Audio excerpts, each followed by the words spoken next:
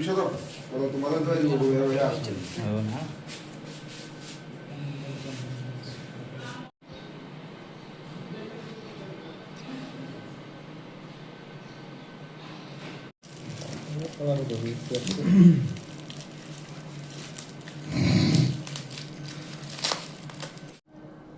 গতকাল রাত্রিতে প্রায় অনুমান 10টার দিকে আমাদের থানায় একটি গোপন খবর আসে যে পশ্চিম নোয়াবাদী স্থিত একটি বাড়িতে প্রচুর পরিমাণে নেশাজাতীয় সামগ্রী মজুত রাখা আছে।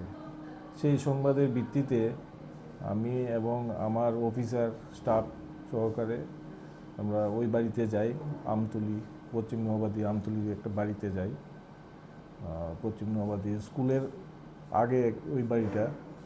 তো ওই বাড়িতে ওইখানে যাওয়ার পরে সেখানে আমাদের ডিসিএম জিরানিয়া সাহেবও আসেন।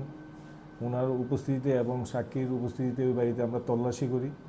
তল্লাশি করার পর ওই বাড়ির থেকে অনুমান 11,800 ইয়াবা ট্যাবলেট উদ্ধার হয় এবং সেগুলি আমরা বাজেয়াপ্ত করি এবং ওই বাড়ির মালিককেও আমরা গ্রেপ্তার করি, যার বাজার মূল্য অনুমান প্রায় 12 লাখ টাকা হবে।